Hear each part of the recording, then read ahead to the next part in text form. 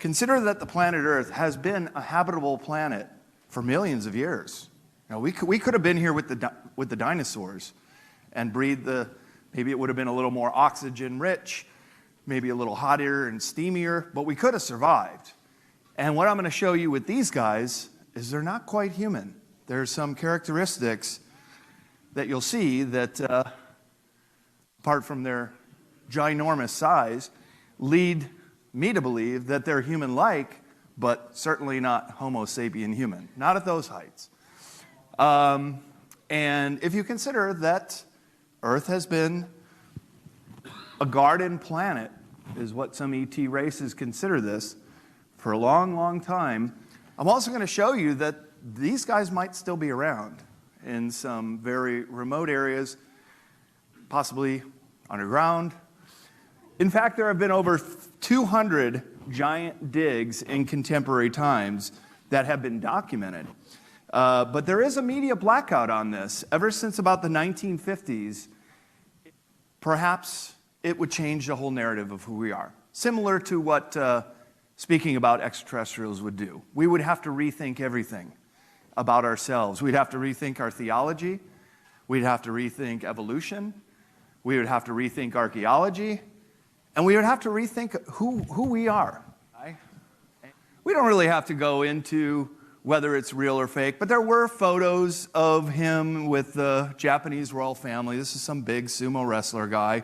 It actually came out by WikiLeaks. We're the first to release it. And WikiLeaks has a pretty good reputation for releasing real material. So just consider this an example of how big some of these guys are. And mind you, I would contend there could still be some alive today on Earth, and we'll go into that. Famous. So this was a dig near Kigali, Rwanda in 2011, and it actually got picked up by some media sources in Russia and elsewhere. These, I think, are the most authentic of the pictures. And now I'm going to start showing you some features that do not make them quite human, including double rows of teeth. Of course, the massive size of the skulls. When this dig was found, most people are extremely superstitious in third world countries, and people just cleared out of the village, just ran away. Oh, they're digging up demons, and you can... A little over a year ago, we shared the story surrounding a mysterious discovery that was once claimed to have been made deep within cave systems within Ecuador, which some believe were originally man-made. A discovery that, although now concealed from the world, was photographed, studied, and documented thanks to the array of artifacts which had been amassed by an individual known as Father Crespi.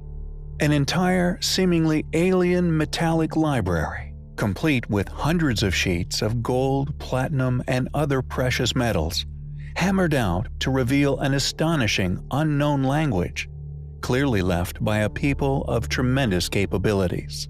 The caves in which this find is claimed to have been made is known as Cueva de los Teos, and although such discovery is denied by the Ecuadorian authorities, the Ecuadorian and, interestingly, United Kingdom's governments funded an extensive search of the cave systems soon after the claims became public. It attracted the attention of numerous individuals who traveled into the depths of these caves as the enormous, seemingly man-made caverns, which are found to be within the cave systems. We feel, if these cave systems are indeed one day admitted as having been artificially hewn from the bedrock, then this would undeniably reveal tremendous flaws in academia's claims as to the geology and indeed true history of the area. The cave system is so enormous, it has yet to be fully explored by modern man. Yet what has been explored has revealed highly compelling features, which corroborate earlier claims of an artificial origin. The Moritza portal, for example, named after Juan Moritza, the individual who claims to have originally discovered the metallic library, is clearly of an artificial nature.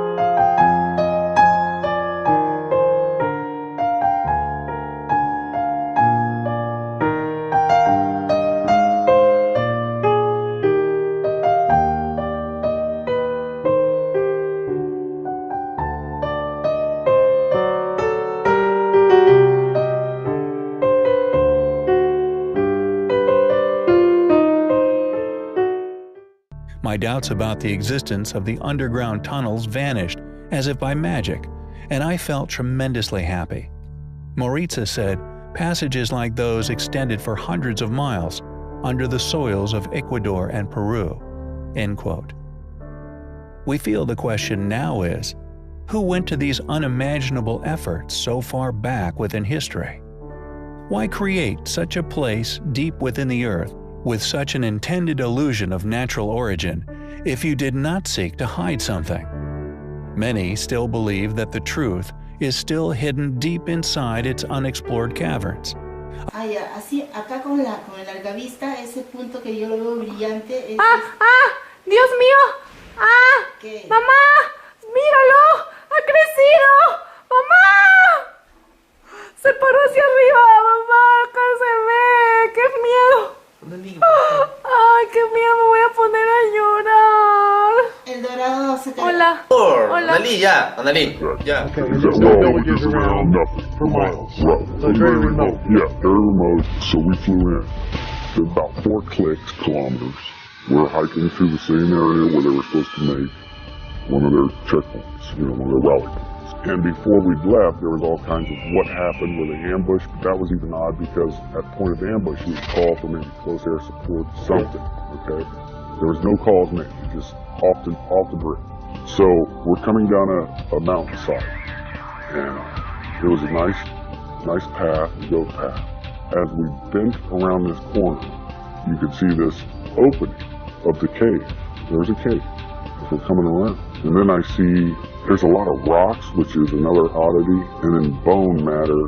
When I'm not close enough to identify what kind of bones, but I did see something I knew was a piece of our communications equipment. So instantly we're thinking ambush, maybe animal, could be anything. And there was enough room in front of this cave, but it had a sheer drop off. But there was enough room that we actually got into a decent dispersal in case of ambush. You see something coming out of the cave, and it's moving with a speed and agility that catches you off guard. Everybody. And he comes out.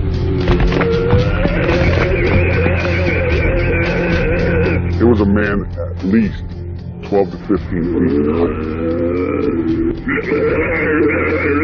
This is a monster. Red beard, then his hair was longish, past the shoulder, a scarlet red, and Dan runs at him and starts shooting, which broke all of us into the reality. Because it was so surreal. Now your training is kicking in. Oh yeah, okay. Muscle memory, complete muscle memory. While Dan is moving at him, another bro of mine's laying down fire, and I start firing. He skewers Dan. He's now got him on this pipe. It went through him. And he's still got him, and he's coming after more. We all just clicked in. I don't know what it was, but I remember we're all like, shoot him in the face, shoot him in the face. Our weapons components were in force. We had 308s, and we had Barrett 50s. This is sounding longer than it took. We're talking 30 seconds. And he's taking multiple hits, and it's still moving. Scrimmages, you want to put it that way, we would come back to the base and we started hearing this rumor about a unit that killed this, what they started calling this really tall person. At first I didn't think anything of it, and then come to find out that the person that they killed actually was 3 times the size of a man, had extra digits on their hand and digits on their feet, and had red hair, and a special unit had come in and wanted this target.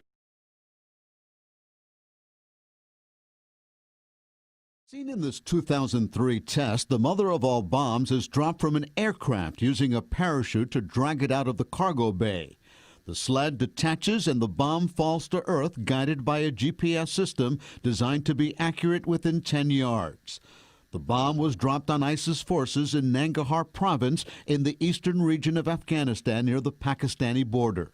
We targeted a system of tunnels and caves that ISIS fighters used to move around freely